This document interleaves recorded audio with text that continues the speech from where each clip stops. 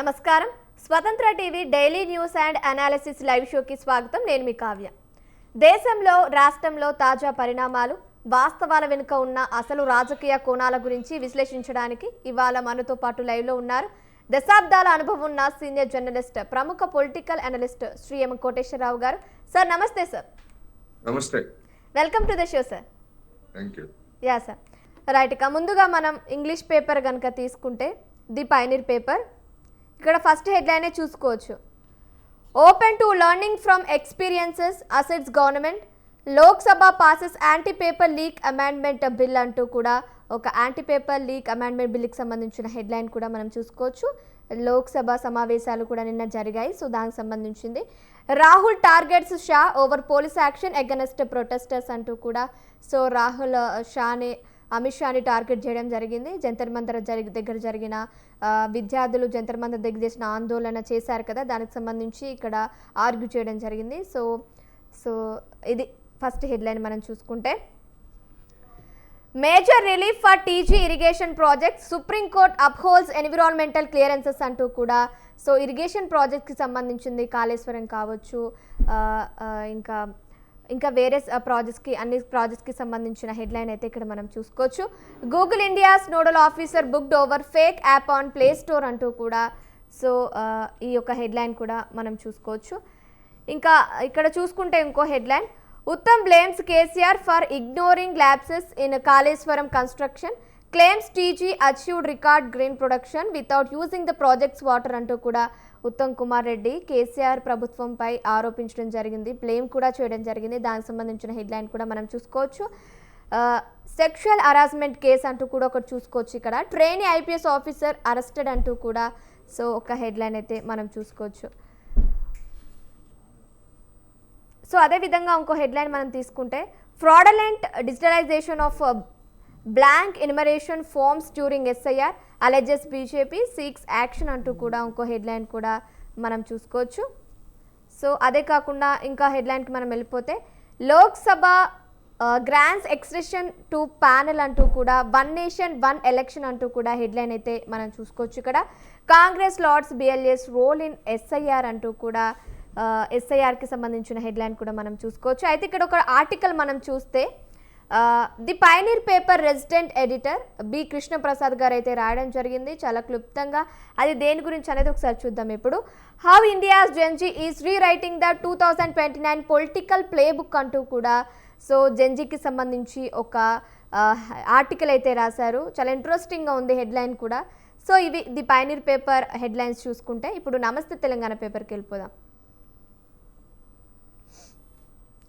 నమస్తే తెలంగాణలో ఇక్కడ పెద్దగా హైడ్రాకు సంబంధించి ఒక హెడ్లైన్ చూసుకోవచ్చు. హైడ్రాకు గుబులు, ఆ కారణం అందరికీ తెలుసు అంటూ కూడా ఒక హెడ్లైన్ చూసుకోవచ్చు. బడాబాబులు, వేల కోట్ల భూములు అన్యాక్రాంతం, కబ్జాదారులంతా సమానమేనని కహానీలు అంటూ కూడా, పెద్దోళ్ళ ఆక్రమణల జోలికి వెళ్ళని బుల్డోజర్లు, పైకి చెప్పేది ఒకటి చేస్తున్నది మరొకటి అంటూ కూడా, హైకోర్టు వ్యాఖ్యలతో హైడ్రా తీరుపై చర్చ అంటూ కూడా ఇక్కడ మనం బీఆర్ఎస్ ఆరోపించడం జరిగింది. దానికి సంబంధించిన హెడ్లైన్ కూడా మనం చూసుకోవచ్చు.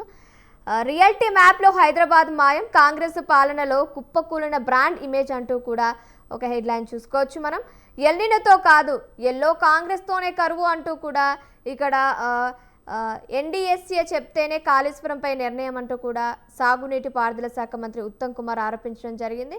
అయితే ఇక్కడ ఎల్నినో వల్ల కాదు, ఎల్లో కాంగ్రెస్ వల్లనే కరువు వచ్చిందని కూడా ఇక్కడ మాజీ మంత్రి సింగిరెడ్డి నిరంజన్ రెడ్డి ఆరోపించడం జరిగింది. సో ఆ హెడ్లైన్ మనం చూసుకోవచ్చు. ఇక్కడ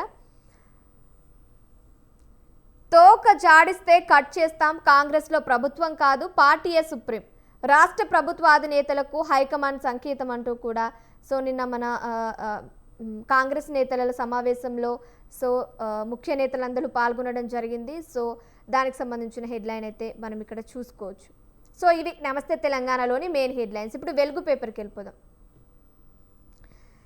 సో వెలుగు పేపర్లో ఫస్ట్ ఇక్కడ పెద్దగా హెడ్లైన్ చూసుకోవచ్చు, చాలా గుడ్ న్యూస్ అని కూడా చెప్పుకోవచ్చు.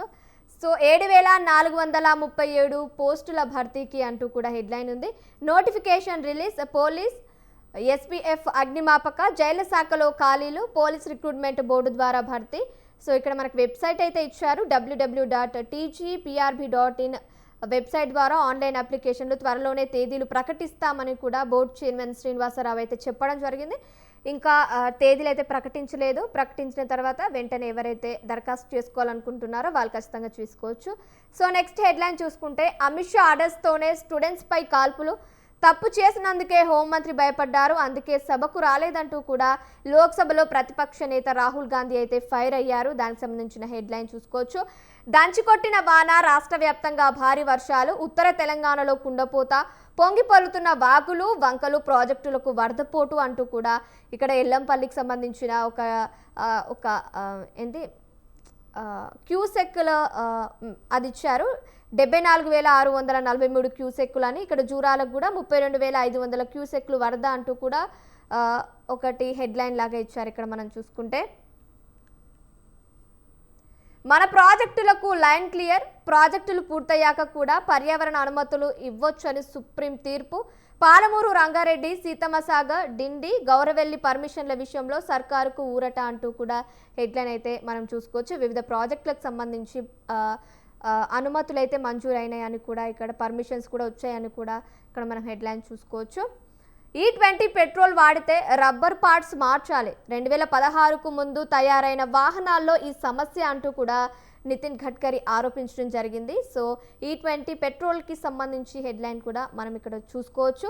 నిన్న జరిగిన కాంగ్రెస్ నేతల కమిటీ భేటీలో ఇక్కడ మనం ఒక హెడ్లైన్ చూసుకోవచ్చు. దానికి సంబంధించింది బీజేపీ కుట్రలను తిప్పికొడతాం, సర్తో ఓట్లు పోకుండా అలర్ట్గా ఉందాం, పీసీసీ సమన్వయ కమిటీ ఏకగ్రీవ నిర్ణయం అంటూ కూడా సో సమావేశంలో ఏమైతే డిస్కస్ చేశారో దానికి సంబంధించి హెడ్లైన్ అయితే మనం ఇక్కడ చూసుకోవచ్చు. బొగ్గు బ్లాక్ కేటాయింపు కేసులో మన్మోహన్ సింగ్కు క్లీన్ చిట్ అంటూ కూడా ఆయనపై నమోదైన క్రిమినల్ కేసు కొట్టివేసిన సుప్రీంకోర్టు అంటూ కూడా హెడ్లైన్ అయితే మనం చూసుకోవచ్చు. అయితే ఇక్కడ ఎస్సీ నిరుద్యోగులకు ఎలక్ట్రిక్ వెహికల్స్, ఎస్సీ కార్పొరేషన్ ద్వారా సబ్సిడీపై 2-3 వీలర్స్, లక్షలోపు ఉన్న 2 వీలర్స్కు 90%, 4 లక్షల లోపు ధర ఉన్న 3 వీలర్స్కి అయితే 70% సబ్సిడీ అంటూ కూడా ఇక్కడ మనం సో వెహికల్స్కి సంబంధించిన హెడ్లైన్ అయితే మనం చూసుకోవచ్చు అనమాట. సో ఇవి వెలుగు పేపర్లోని మెయిన్ హెడ్లైన్స్. ఇప్పుడు దిశ పేపర్కి వెళ్ళిపోదాం. దిశలో చూసుకుంటే ఇక్కడ సెట్ నోటిఫికేషన్ రిలీజ్, వచ్చే నెల 3 నుంచి 30 వరకు దరఖాస్తుకు ఛాన్స్, 3,000 లేట్ ఫీజుతో సెప్టెంబర్ 12 వరకు అవకాశం అంటూ కూడా సో సెట్కి సంబంధించిన నోటిఫికేషన్ రిలీజ్ అయితే ఇక్కడ చూసుకోవచ్చు. Anti paper leak bill pass, లోక్సభలో మూజువాని ఓటుతో సభ్యుల ఆమోదం, నేడు రాజ్యసభ ముందుకు బిల్లు అంటూ కూడా సో యాంటీ పేపర్ బిల్లుకి సంబంధించిన హెడ్లైన్ అయితే మనం చూసుకోవచ్చు అనమాట. సో ఆల్రెడీ వివిధ పేపర్లో మనం ఆల్రెడీ చూసాం ఈ హెడ్లైన్. ప్రాజెక్టులకు లైన్ క్లియర్ అంటూ కూడా పాలమూరు రంగారెడ్డికి ఇంకా సీతమ్మసాగర్ గౌరవెల్లికి సంబంధించిన హెడ్లైన్స్. సో అన్ని పేపర్లో ఇది కామన్ థింగ్ అని కూడా మనం చెప్పుకోవచ్చు. సమన్వయ కమిటీ ఓకే చెప్పాలి అంటూ కూడా, ఆ తర్వాత ప్రభుత్వ నిర్ణయాలు పథకాలు అమలు అంటూ కూడా ఇది కూడా మనం వివిధ పేపర్లో ఆల్రెడీ చూసామన్నమాట. సో ఇక్కడ ఇంకో విషయం ఏంటంటే ఫార్మసీ రంగంలోకి డీమార్ట్, 20% డిస్కౌంట్తో మార్కెట్లోకి, ముంబైలో పైలట్ ప్రాజెక్ట్ అంటూ కూడా ఫార్మసీ రంగం అయితే డీమార్ట్లో ఫార్మసీ రంగం కూడా రాబోతుంది అంటూ కూడా హెడ్లైన్ అయితే మనం చూసుకోవచ్చు. సో ఇవి దిశ పేపర్లో మెయిన్ హెడ్లైన్స్. ఇప్పుడు ఆంధ్రజ్యోతి పేపర్కి వెళ్ళిపోదాం. విద్యా వ్యవస్థను సంఘ్ శాసిస్తోంది, కేంద్ర విద్యాశాఖ ఆర్ఎస్ఎస్ చేతుల్లోనే, ప్రధాన్ రాజీనామా కంటి తుడుపు చర్య అంటూ కూడా ఒక హెడ్లైన్ అయితే మనం చూసుకోవచ్చు. రెండో విడత కొలువులు సెప్టెంబర్ 15నే ముహూర్తం అంటూ కూడా సో ఒక హెడ్లైన్ చూసుకోవచ్చు. జాబ్ నోటిఫికేషన్కి సంబంధించింది. సో ఇది అక్టోబర్ 15న 3 నుంచి 4 విడతల జాబ్ నోటిఫికేషన్లు అయితే పకడ్బందీగా నిర్వహణ చేయడం జరుగుతుంది అని కూడా లోకేష్ స్పష్టం చేయడం జరిగింది. సో ఆ హెడ్లైన్ ఇక్కడ మనం చూసుకోవచ్చు. సో ఇక్కడ ఇంకోటి ఏంటిదంటే ఆహా విహారం, ఆధునికత సంప్రదాయాల మేళవింపుగా భోగాపురం అంటూ కూడా సో ఎగిరే చేప ఆకారంలో టెర్మినల్ భవన నిర్మాణం అంటూ కూడా సో భోగాపురం ఎయిర్పోర్ట్కి సంబంధించిన హెడ్లైన్ అయితే మనం చూసుకోవచ్చు. 3 ముచ్చట అర్థరహితం, అమరావతి నిర్మాణంతో బహుళ ప్రయోజనాలు, చంద్రబాబు మిగిలిన ప్రాంతాలను విస్మరించటం లేదు, భారత్ మృత ఆర్థిక వ్యవస్థ కాదు, రాహుల్ విదేశాలకు వెళ్ళి అలా అనటం సరికాదు అంటూ కూడా ఉత్పాదకతే లేని ఉచితాలతో ఆర్థిక వ్యవస్థకు దెబ్బ అంటూ కూడా ఇక్కడ మనం ఒక హెడ్లైన్ అయితే చూసుకోవచ్చు. ఉత్తరాంధ్రలో డేటా సెంటర్ల జోరు, అనకాపల్లిలో renew AP green data centre అంటూ కూడా హెడ్లైన్స్ అయితే మనం చూసుకోవచ్చు అనమాట. సో ఇవి ఇక ముందుగా ఈరోజు ప్రధాన వార్తల్లో ముఖ్యాంశం అయితే చూసుకుంటే, లోక్సభలో పబ్లిక్ ఎగ్జామినేషన్ సవరణ బిల్లుపై నిన్న జరిగిన చర్చలో ప్రతిపక్ష నేత రాహుల్ గాంధీ విద్యా వ్యవస్థపై ఆర్ఎస్ఎస్ నియంత్రణ ఉందని ఆరోపించారు. Congress MP Priyanka Gandhi IIT Madras director professor V కామకోటిని గోమూత్ర నిపుణుడు అని విమర్శించడం తీవ్ర రాజకీయ దుమారానికి దారితీసింది. ఈ పరిణామాలను రాజకీయ కోణాల్లో ఎలా విశ్లేషించవచ్చో అంటారు కోటేశ్వరరావు గారు. సార్,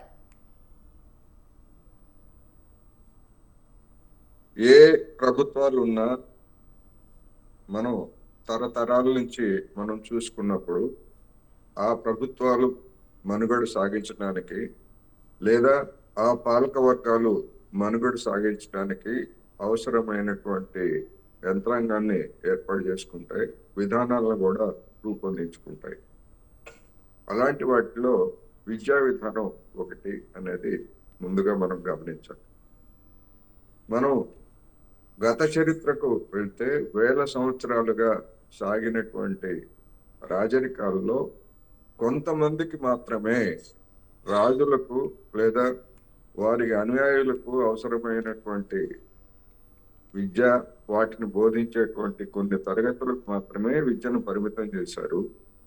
సమాజంలో ఉన్నటువంటి మిగిలినటువంటి ఇప్పుడు మనం ఏదైతే అనుకుంటున్నామో శూద్రులు, లేకపోతే వెనుకబడిన తరగతుల వారు, దళితులు, గిరిజనులు, చివరికి మహిళలు కూడా పూర్తిగా విద్యను లేకుండా చేసినటువంటిది మనం చూసాం.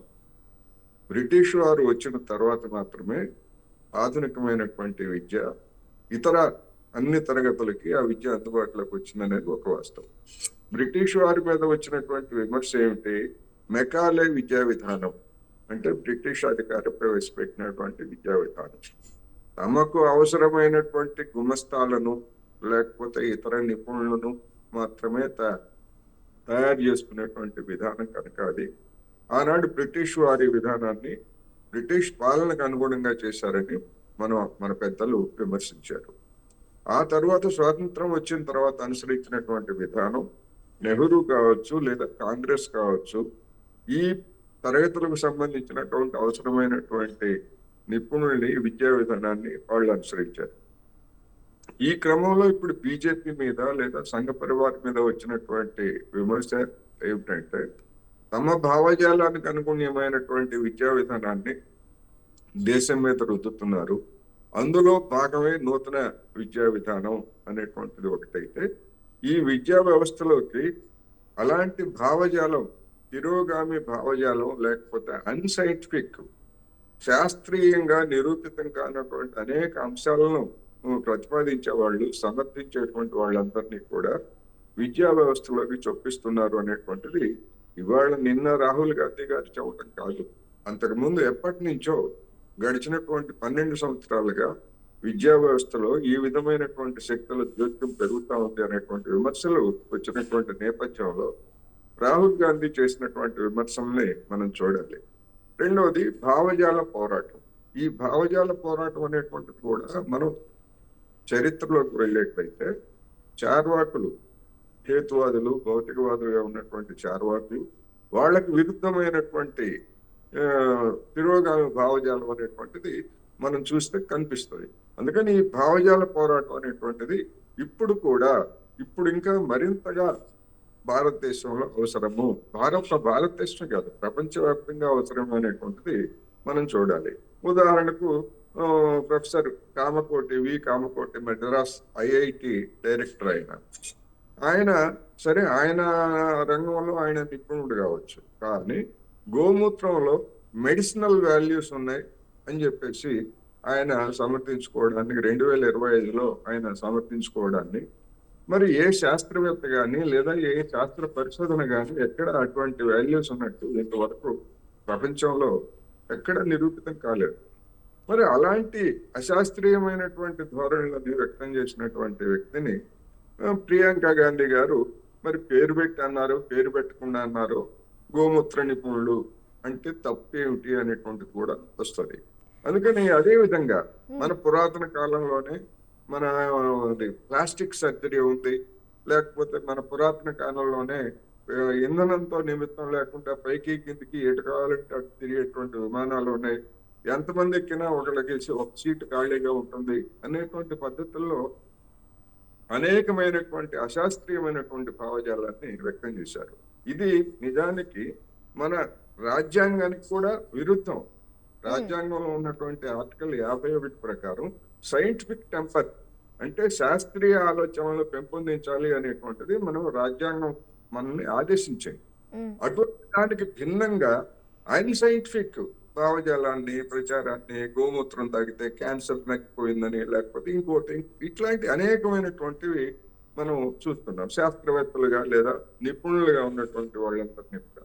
అందుకని ఈ నేపథ్యంలో పార్లమెంట్ సాక్షిగా చేసినటువంటి వ్యాఖ్యలు అనేటువంటివి భావజాలం యొక్క ఏ భావజాలం ఏమిటి, ఎవరు దేన్ని సమర్థిస్తున్నారు అనేటువంటి దానికి ఇది దారితీస్తాయి.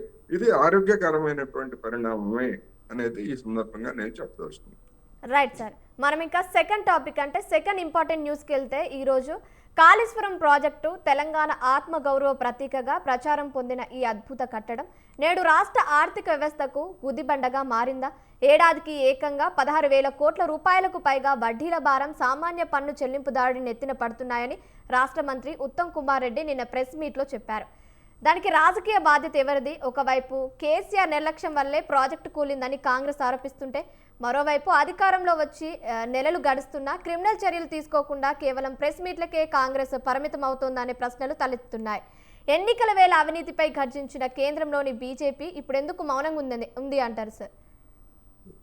రవి గారు, పీఠభూమి ప్రాంతంలో ప్రాజెక్టులన్నీ కూడా తీర ప్రాంతాల్లో ఉన్నటువంటి ప్రాజెక్టులకి భిన్నమైనది. ఎందుకంటే ఎగువన ఉన్నటువంటి ప్రాజెక్టులకి అవసరమైనటువంటి కాస్ట్ చాలా ఎక్కువ ఉంటుంది. ఉదాహరణకు నాగార్జున సాగర్, శ్రీశైలము లేకపోతే ఇవన్నీ కూడా ఎగువన ఉన్నటువంటి ప్రాజెక్టులు. ఈ ప్రాజెక్టులకి 100 కోట్లు పెట్టి ఆనకట్టలు కట్టి అనేక లక్షలాది ఎకరాలను లేదా గ్రామాలను అది సబ్మెర్జ్ అంటే ముంపుకు గురి చేసే విధంగా ప్రాజెక్టులన్నీ కూడా నిర్మితం అవుతాయి. కానీ తీర ప్రాంతాల్లో ఉన్నటువంటి బ్యారేజెస్, అది కావేరి మీద కావచ్చు, కృష్ణా మీద కావచ్చు, గోదావరి మీద కావచ్చు, బ్యారేజెస్ అంటే ఒక చిన్న ఆనకట్ట కడితే లక్షలాది ఎకరాలకు నీరు అందించేటువంటి సౌకర్యం అక్కడ ఉన్నది. అందుకని ఎగువ ప్రాంతాల్లో ఉన్నటువంటి ఈ భూములకి, రైతాంగానికి నీటిని అందించాలి అనేటువంటిది ఒక సామాజిక న్యాయంలో భాగం. అందుకని దానికి సహజంగానే ఖర్చు ఎక్కువ అవుతుంది. అది లిఫ్ట్లా లేకపోతే డ్యామ్లా అనేటువంటిది. కాళేశ్వరం ప్రాజెక్ట్ కూడా అలాంటిదే. అయితే ఈ కాళేశ్వరం ప్రాజెక్టుకు రూపకల్పన చేసినటువంటి సమయంలోనే భిన్నమైనటువంటి వాదనలు ఒకటి వచ్చాయి. దీనికి అవసరమైనటువంటి నిర్వహణ ఖర్చు అంటే కాళేశ్వరం ప్రాజెక్టులో ఎత్తిపోతలు కనుక సాగించేట్లయితే ఏడాదికి 10,000 కోట్ల రూపాయల మేరకు కరెంటు బిల్లు అవుతుంది అనేటువంటిది ప్రధానమైనటువంటి ఒక అంశం. అది కాకుండా స్పెషల్ పర్పస్ వెహికల్ పేరుతోటి కాళేశ్వరం ప్రాజెక్టుకి 90,000 కోట్ల లేదా 1,00,000 కోట్ల 87,000 కోట్ల సంఖ్య అనేటువంటిది, అది వడ్డీలు ఇవన్నీ కూడా మారుతూ ఉంటాయి కనుక మనం 1,00,000 కోట్లని అనుకుందాం. ఈ 1,00,000 కోట్లని వివిధ ఆర్థిక సంస్థల నుంచి, బ్యాంకుల నుంచి రుణాలుగా తీసుకొచ్చింది. ఈ రుణాలను 12 సంవత్సరాలలో 48 వాయిదాల్లో తీర్చాలనేటువంటిది ఒక షరతు. ఆ షరతు, ఇంకొక షరతు ఏమిటంటే ఆ స్పెషల్ పర్పస్ వెహికల్ సంస్థ ఒకవేళ ఆ చెల్లింపుల్ని చేయలేకపోతే, డిఫాల్ట్ అయితే, దివాళా అయితే ప్రభుత్వమే ఆ మొత్తాలని చెల్లించాలి. అందుకనే ఇప్పుడు మన ఉత్తమ్ కుమార్ రెడ్డి గారు కానీ లేదా రేవంత్ రెడ్డి గారు కానీ కాళేశ్వరానికి అవసరమైనటువంటి అసలు వడ్డీలను మేము 16,000 కోట్లు చెల్లిస్తున్నాము సంవత్సరానికి అని చెప్పేసి చెప్తున్నారు. ఇది 12 సంవత్సరాల పాటు చెల్లించాల్సినటువంటి ఈ రుణం. మరి కాళేశ్వరం ప్రాజెక్టు తోటి గతంలో ఉన్నటువంటి ఆయకట్టుకు స్థిరీకరణ లేదా కొత్త ప్రాంతాలకు నీటిని సరఫరా చేయాలనేటువంటిది లక్ష్యం. ఆ లక్ష్యం నెరవేరలేదు. ఆ లక్ష్యం నెరవేరినప్పుడు రెండోది, దానిలో ఉన్నటువంటి ఒక షరతు ఏమిటంటే లబ్ధిదారుల నుంచి ఆ ప్రాజెక్టు నిర్వహణకు అవసరమయ్యేటువంటి ఖర్చును వసూలు చేసి, అంటే లిఫ్ట్ కి అవసరమైనటువంటి విద్యుత్ ఛార్జీలు కావచ్చు, ఇతర మెయింటెనెన్స్ ఛార్జెస్ కావచ్చు, నిర్మాణానికి పెట్టినటువంటి ఖర్చు కావచ్చు, వీటన్నిటి నుంచి కూడా లబ్ధిదారుల నుంచి వసూలు చేయాలనేటువంటిది ఒక షరతు ఉన్నది. మరి గతంలో బీఆర్ఎస్ ప్రభుత్వం అలాంటి వసూలు చేయలేదు. ఇప్పుడున్నటువంటి రేవంత్ రెడ్డి సర్కార్ కానీ లేదా భవిష్యత్తులో వచ్చే ఏ సర్కార్ కూడా ఆ విధంగా లబ్ధిదారుల నుంచి ఇంత భారీ మొత్తాలను వసూలు చేసేటువంటి సమస్య ఉండదు. అది అనివార్యంగా ప్రభుత్వాలే చేయాలి. ఎందుకు అంటే ఉమ్మడి రాష్ట్రంలో లిఫ్ట్ ఇరిగేషన్స్ ఈ పథకాలను చూసినప్పుడు ఈ లిఫ్ట్ ఇరిగేషన్స్ కి అవసరమయ్యేటువంటి విద్యుత్ ఖర్చు, కాలువల నిర్వహణ ఇవన్నీ కూడా లబ్ధిదారుల నుంచే వసూలు చేయాలి అనేటువంటి విధానాన్ని గతంలో అనుసరించిన కారణంగా చిన్న పెద్ద లిఫ్ట్ ఇరిగేషన్లు అన్నీ కూడా ఎక్కడో ఒకటి అరా తప్ప మొత్తంగా కుప్పకూలిపోయాయి. ఎందుకంటే రైతులు అంత భారాన్ని భరించే స్థితి లేదు. ఈ నేపథ్యంలో దాని నిర్వహణకు సంబంధించి ఖచ్చితంగా ప్రభుత్వమే అప్పులు తీర్చాలి, నిర్వహణ ఖర్చులు కూడా చేయాలి. ఇది ఒక అంశం. రెండోది ఫీజిబిలిటీకి సంబంధించి ఈ మేడిగడ్డ లేకపోతే సుందీళ్ల అన్నారంలో తలెత్తినటువంటి సాంకేతిక పరమైనటువంటి సమస్యలు వీటన్నిటికి సంబంధించి ఇంతవరకు నిపుణుల నుంచి ఫలానా విధమైనటువంటి చర్యలు తీసుకోవాలి అని నిర్దిష్టంగా వచ్చినటువంటి సూచనల గురించి రాష్ట్ర ప్రభుత్వం వెల్లడించలేదు. ఇది ఒక లోపం. ఎందుకంటే 3 సంవత్సరాలు కావస్తా ఉంటాయి. ఈ 3 సంవత్సరాల్లో మరి ఆ లోపాన్ని ఎందుకు అదే విధంగా కంటిన్యూ చేశారు రేవంత్ రెడ్డి సర్కార్ అనేటువంటిది ఒక విమర్శ. అందువల్ల ఇప్పటికైనా వచ్చే అసెంబ్లీ సమావేశాల నాటికి దీనికి సంబంధించినటువంటి సమగ్రమైనటువంటి వివరణ మీడియాలో కానివ్వండి లేదా రైతుల్లో కానివ్వండి రాష్ట్ర ప్రజానీకంలో తలెత్తినటువంటి అనుమానాలను తీరుస్తూ ఒక శ్వేతపత్రం ఈ కాళేశ్వరం ప్రాజెక్టు కేంద్ర ప్రభుత్వానికి దర్యాప్తు చేయమని సిబిఐకి రాసినటువంటి లేఖ, దాని మీద కేంద్ర ప్రభుత్వ స్పందన లేదా సిబిఐ స్పందన, ఈ వివరాలన్నింటినీ కూడా ఒక సమగ్రమైనటువంటి పత్రం రూపంలో అసెంబ్లీలో చర్చకు పెడితే అప్పుడు మంచి చెడ్డలు అనేటువంటివి కూడా బయటకు వస్తాయి. అందువల్ల అప్పటి వరకు అధికార కాంగ్రెస్ పార్టీ కానీ లేదా ప్రతిపక్ష బీఆర్ఎస్ లేదా బీజేపీ కానీ చేసేటువంటి విమర్శలన్నిటికి కూడా వాటిని యాజ్ ఇట్ ఈజ్ గా మనం తీసుకోవాల్సినటువంటి అవసరం లేదనేది నా అభిప్రాయం. అయితే సార్ ఈ ప్రాజెక్టుకు సంబంధించి వడ్డీ భారం అయితే మెయిన్గా ప్రజలపైనే పడుతుంది. సో ఈ చారిత్రాత్మక కట్టడానికి సంబంధించి ఎవరు తప్పు చేశారంటారు? ఏ ప్రభుత్వాన్ని మనం తప్పు పట్టొచ్చు ఇక్కడ? ఎవరు తప్పు చేశారంటే మా హయాంలోనే మేము నిర్మించామని చెప్పారు కనుక రాజకీయంగా బీఆర్ఎస్ పార్టీ దాన్ని క్లెయిమ్ చేసుకుంది. అది ఒక వాస్తవం. ఇప్పుడు మాకేం సంబంధం లేదు అంటే కుదరదు. మరి బీఆర్ఎస్ హయాంలో కూడా డిజైన్ లోపాలు లేదా నిర్మాణ లోపాలు ఇవన్నీ కూడా వెంటనే బయటపడ్డాయి. అప్పుడే అయినా వాటన్నిటిని కూడా బీఆర్ఎస్ ప్రభుత్వం మూసిపెట్టింది అనేటువంటి ఆరోపణలు కూడా వచ్చాయి. అందుకనే దీనిలో ఈ ప్రాజెక్టులో బయలుపడినటువంటి లోపాలు ఏమిటి, లేదా సాంకేతిక పరమైనటువంటి డిజైన్లో లోపం ఉందా, లేకపోతే ఆ డిజైన్ కు భిన్నంగా నిర్మించినటువంటి దానిలో నిర్మాణ లోపాలు ఉన్నాయా, ఆ లోపాలకి ఎవరు బాధ్యులు ఏమిటి అనేటువంటిది ఖచ్చితంగా తెలుసుకునేటువంటి వరకు రాష్ట్ర ప్రజలకు ఉన్నది. ఎందుకంటే 1,00,000 కోట్లు ఖర్చు పెట్టిన తర్వాత ఆ ప్రాజెక్ట్ నిరుపయోగం అయితే ఆ 1,00,000 కోట్ల భారాన్ని ఎవరు భరించాలి? తెలంగాణలో ఉన్నటువంటి పన్నుల చెల్లింపుదారులు వీళ్ళే కదా భరించాల్సింది. ఇవే జనం చేయని తప్పుకి జనానికి శిక్ష ఎందుకు? అందుకని నైతికంగా ఎవరు ఏమిటి అనేటువంటిది అది పక్కన పెట్టేట్లయితే బీఆర్ఎస్ హయాంలోనే దీని నిర్మాణం జరిగింది. ఆ లోపాలు నిర్మాణ లోపాలు కావచ్చు, డిజైన్ లోపాలు కావచ్చు, బీఆర్ఎస్ హయాంలోనే జరిగాయి అన్నది వాస్తవం. దాని మీద ఎటు తేల్చకుండా 3 సంవత్సరాలు దాదాపు 3 సంవత్సరాల నుంచి రేవంత్ రెడ్డి సర్కారు మీనమేషాలు లెక్కిస్తున్నది. ఇది ప్రభుత్వానికి తగినటువంటిది కాదు. ఎందుకంటే 1,00,000 కోట్ల ప్రాజెక్టు అది పనికొస్తుందా, పనికిరాదా, లేకపోతే పనికొచ్చేట్లయితే అందులో ఏ మరమ్మతులు చేపట్టాలి, అందుకు ఎంత ఖర్చు అవుతుంది, దానికి గతంలో నిర్మించినటువంటి ఎల్ఎన్టీ కంపెనీ బాధ్యత వహిస్తుందా, లేదా ఇప్పుడు ప్రభుత్వమే అవసరమైనటువంటి బడ్జెట్ ను కేటాయించి వాటిని పునరుద్ధరించి రైతాంగానికి లేకపోతే సాగునీరు లేకపోతే తాగునీరు వీటికి అవసరమైనటువంటి ఏర్పాట్లు చేస్తుందా? అందుకని ఇవన్నీ కూడా ఒక సమగ్రమైనటువంటి వివరాలు కనుక జనానికి తెలియజేస్తే ఏం జరుగుతుంది, అసలు ఇది రాజకీయం చేస్తున్నారా లేకపోతే ఏమిటి అనేటువంటిది కూడా వస్తుంది. ఇదే సమయంలోనే రాష్ట్ర ప్రభుత్వం ఏం చెప్తా ఉంది, దీని మరమ్మతుల గురించి ఇంతవరకు ఎలాంటి నిర్ణయం తీసుకోలేదు. ఎన్డిఎస్ఏ ఏం చెప్తే లేదా నిపుణులు ఏం చేస్తే అది చెబుతాము అంటున్నారు. మరొక వైపు తుమ్మిడిహెట్టు గురించి 2 బ్యారేజీలను మేము నిర్మించి మళ్ళా నీటిని పారిస్తాము అని చెప్పేసి చెప్తున్నారు. అంటే సైమల్టేనియస్ గా చేస్తారా లేకపోతే ఏమిటి అనేటువంటిది కూడా వివరణ ఇవ్వాల్సినటువంటి బాధ్యత ప్రభుత్వం మీద ఉన్నది. అందుకని బంతి ఇప్పుడు ప్రభుత్వ కోర్టులోనే ఉన్నది అనేది నేను ఈ సందర్భంగా చెప్పదలుచుకున్నాను. Yes sir. Thank you Koteshwar గారు, థ్యాంక్ యూ సో మచ్. వివిధ అంశాలపై మీ విశ్లేషణ మాకు అందించినందుకు.